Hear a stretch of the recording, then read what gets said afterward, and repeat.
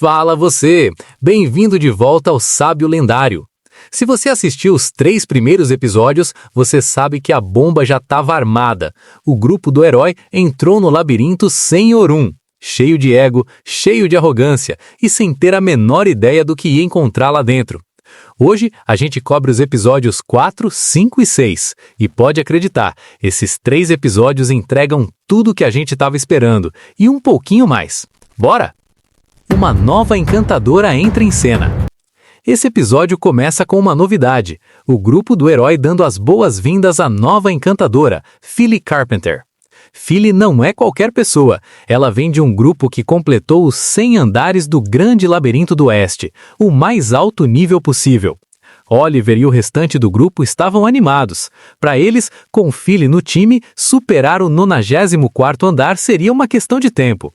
Mas aqui já aparece o primeiro problema, e Luna é a única que enxerga isso. Enquanto todo mundo comemorava, ela estava no fundo do grupo sabendo que algo estava errado.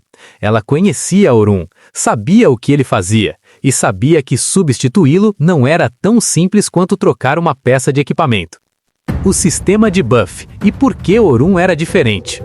Aqui, o anime para um segundo para explicar algo importante sobre o sistema de magia, e vale muito entender isso. Quando um encantador casta um buff num aliado, o efeito é forte, mas tem um custo. O aliado sente o corpo pesado depois. Quanto maior a resistência mágica da pessoa, mais ela sente esse cansaço. E Oliver, Derek e Eneli tinham altíssima resistência mágica. Buff padrão neles era quase inútil. Foi exatamente aí que Orun era genial. Em vez de bufar as pessoas, ele bufava as armas e os escudos. O efeito chegava ao combatente sem o custo físico. Era uma solução que nenhum outro encantador tinha pensado e que ele criou do zero. Além disso, enquanto encantadores normais conseguiam multiplicar uma stat por 10, Orun conseguia multiplicar por 50. 50 vezes! Isso não é diferença pequena, é abismal. E mais, enquanto Phylly precisaria de meses estudando o grupo para aprender a sincronizar os buffs do jeito certo, Orun já conhecia cada membro do grupo do herói há anos. Luna sabia de tudo isso, os outros nem um pouco. O mamute e o começo da queda. Oliver decide testar a nova formação no 92º andar antes de tentar o 94º, um aquecimento basicamente. E já no primeiro combate sério, contra uma criatura enorme, tipo um mamute blindado, algo não bate. Os ataques estão fracos, o corpo pesado. Oliver não está carregando sua habilidade especial até o limite. Eneli estava usando feitiços básicos porque desacostumou dos avançados. Derek bloqueava ataques que antes absorvia fácil. Eles foram ficando mais fracos sem perceber, porque era Orun que os mantinha tão fortes o tempo todo. Quando o suporte some, a ilusão de força some junto. E aí aparece o grande dragão negro. O dragão entra em cena e Oliver se recusa a recuar. O 92º andar tem um boss mítico, o grande dragão negro, uma criatura que já era difícil de enfrentar com Orun. Sem ele, Luna foi direta. Não temos chances, precisamos recuar. Oliver ignorou. Ego falou mais alto. Ele não ia recuar. Não ia admitir que precisava de Orun. Não na frente de ninguém. O combate foi um desastre. A nova encantadora Phylly tentou ajudar, mas sem conhecer o grupo a fundo, os buffs chegavam tortos, pesados demais, curtos demais, nos momentos errados, e o dragão não esperava eles se ajustarem. Derek e Eneli saíram feridos. Luna estava furiosa. Oliver estava encostado na parede sem saber o que fazer. Finalmente, ele ativa a Porta da Sorte, um portal de fuga de emergência. É o recurso mais desesperado que um aventureiro pode usar. Te tira do andar atual, mas te manda para um andar aleatório. Pode ser mais fácil, pode ser mais difícil. A sorte decide. Só que antes de todo mundo passar pelo portal, algo nunca antes visto acontece. O dragão, uma criatura de boss, acabou de ser teleportado para um andar mais baixo do labirinto. E quem estava nesse andar mais baixo? Orun, os recrutas, as Silver Rabbits. O episódio 4 termina aí, com o dragão solto onde não deveria estar e com a vida de um monte de aventureiros inocentes em perigo por causa da arrogância de Oliver. O caos instala. O episódio 5 começa exatamente onde o 4 terminou, e o clima é de urgência total. O grupo do herói sai do labirinto e corre direto para a guilda pedindo uma coisa: teleporte forçado de emergência para todos os aventureiros que estavam nos andares inferiores. Esse tipo de magia é extremamente difícil e cara, mas a situação não dava outra opção. O dragão havia invadido uma zona que normalmente é segura, e centenas de pessoas poderiam morrer. O Luna aproveita a confusão para dizer em voz alta o que todo mundo já sabia, mas ninguém queria ouvir. Isso foi culpa nossa! Fomos nós que liberamos o dragão! O Oliver ficou em silêncio. Derek quis dar resposta, mas Luna não deixou. Ela usou um feitiço de imobilização que invoca uma criatura chamada Pixie para travar o movimento de quem ela quiser. É a primeira vez que a gente vê Luna realmente impor presença no grupo, e ficou bem claro que ela tem muito mais poder do que costumava mostrar. Orun recebe os recrutas. E mais uma lição prática. Enquanto o caos acontecia nos andares superiores, Orun estava nos andares mais baixos continuando o treinamento. E aqui o anime entrega mais algumas lições boas. Para Caroline, Orun explica que ficar sempre na defensiva tem um custo. Se ela se joga para frente para evitar perigo, Logan e Sofia ficam sem proteção por um segundo. A defesa não é só sobre se proteger, é sobre proteger o espaço do time inteiro. Para Logan, o assunto eram os feitiços de debuff. Logan estava animado com a ideia de enfraquecer os inimigos. Só que Orun explica: debuffs contra inimigos de nível alto quase não funcionam. O que funciona são buffs nos aliados e armadilhas mágicas para controlar o terreno. Antes de debuffar o inimigo, aprende a fortalecer os aliados. Para Sofia, a meta era preparar vários feitiços ao mesmo tempo, sem intervalo entre eles.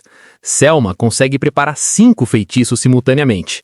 Sofia tem o potencial para chegar lá, mas precisa praticar muito. Esse tipo de cena é o que diferencia esse anime. Não é só Orun é forte e bate em tudo. É ver ele construindo esses 3 personagens de verdade, identificando as falhas específicas de cada um e trabalhando nelas com paciência. E então, sem aviso, o grande dragão negro aparece. No meio de um andar que era seguro, num local onde estavam recrutas, aventureiros medianos e um grupo de jovens que mal tinha experiência de verdade. Orun olha para cima, vê o dragão e entende imediatamente o que aconteceu. Oliver, a porta de emergência, o erro que ele estava esperando que não acontecesse. Selma e os veteranos da Silver Rabbit estão lá. Eles poderiam ajudar. Mas Orun olha para a cena, calcula tudo em segundos e toma uma decisão. Eu cuido disso. E o episódio 5 termina com Orun se posicionando para enfrentar o grande dragão negro, sozinho. A batalha começa. Esse é o episódio mais action-packed da temporada até agora, e ele entrega. Orun enfrenta o dragão e já deixa claro uma coisa: ele não quer ninguém por perto. Especificamente, ele pede para Selma ficar de fora do combate. Por quê? Porque quando o encantador recebe buffs de outro encantador, fica mais difícil calcular os próprios limites. Orun precisa saber exatamente até onde vai antes de se quebrar, e qualquer variável extra atrapalha esse cálculo. Aqui o anime revela mais do sistema de magia do mundo, e é bem interessante. O dragão tem uma habilidade especial chamada convergência mágica. Ele consegue condensar a magia do ambiente e lançar como projéteis em todas as direções. É devastador. Orun tem a mesma habilidade, e é a primeira vez que a gente vê isso. Ele usa a convergência mágica para criar discos de energia sólida que funcionam como plataformas. Ele salta entre eles, se movimenta em 3 dimensões, chega em ângulos que nenhum espadachim comum conseguiria. E ainda por cima, ao mesmo tempo, ele está usando buffs originais em si mesmo. Buffs que multiplicam as stats em 32 vezes acima do limite normal. Isso é algo que nenhum outro encantador jamais alcançou. O limite real de Orun. Mas aqui o anime faz questão de mostrar que tudo tem um custo. Cada spell simultânea sobrecarrega o corpo de Orun. Ele sente isso. O corpo dói, a respiração fica pesada. Cada movimento que ele faz é calculado não só pelo inimigo, mas pelos seus próprios limites físicos. O que torna a batalha interessante não é só a ação visual, é ver Orun fazendo conta mental em tempo real.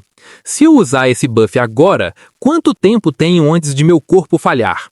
Consigo terminar o combate dentro dessa janela? E então chega o momento decisivo. Ele condensa toda a energia que consegue acumular, usando a convergência mágica em seu limite máximo, e forma uma espada gigantesca de magia pura. Um golpe único, uma chance, porque se errar, não tem mais energia sobrando para um segundo golpe. Acerta. O grande dragão negro cai, e Orun fica de pé, cansado, com o corpo protestando, mas de pé. Sofia, Logan e Caroline estão boquiabertos. Selma está olhando com uma expressão que mistura admiração e uma espécie de vergonha. Vergonha de si mesma, por ter achado que algum dia foi a melhor encantadora do mundo. O cara que o mundo chamou de fraco acabou de matar sozinho a criatura que o grupo do herói, cheio de força e arrogância, não conseguiu nem arranhar direito. O grupo do herói chega. Tarde demais. Aí chegam Oliver, Derek, Anneli e Luna. Tarde, como sempre. Oliver olha para a cena, o dragão está morto, Orun está em pé no meio das ruínas do combate. Derek tenta fazer uma cena, começa a reclamar, a questionar, mas Luna não deixa. Ela paralisa o Derek com o feitiço da Pixie antes mesmo que ele termine a frase.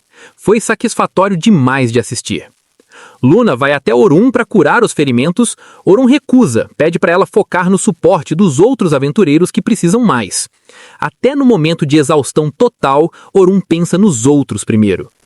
Esse episódio termina com a poeira baixando e com uma pergunta que fica no ar. O que acontece agora? O dragão foi solto por culpa do grupo do herói. Orun resolveu o problema. Todo mundo viu. E na guilda vai ter muita conta para acertar. Esses 3 episódios são os mais intensos da temporada até agora. E por um motivo claro. Eles finalmente entregam o pagamento que a gente esperava desde o episódio 1. O episódio 4 é brilhante porque dedica tempo de verdade para o grupo do herói. Ver as rachaduras aparecerem, entender por que eles ficaram mais fracos, isso não é só a satisfação rasa de olha ele sofrendo, é narrativa funcionando do jeito certo. O episódio 5 equilibra bem a ação e desenvolvimento dos recrutas. As lições de Orun para Logan, Caroline e Sofia são conteúdo valioso e fazem a gente se importar com esses 3. O episódio 6 é o pico visual da temporada. A batalha com o dragão é bem animada, e o sistema de magia finalmente mostra todo o seu potencial. O único ponto que pode gerar debate é Orun ser forte demais. O anime definitivamente o coloca num pedestal bem alto. Mas se você já tá na vibe da história, isso não incomoda. E é isso você. Resumo dos episódios 4, 5 e 6 de Yusha Party ou Oida Sareta Kyubimbo, aqui no Sábio Lendário.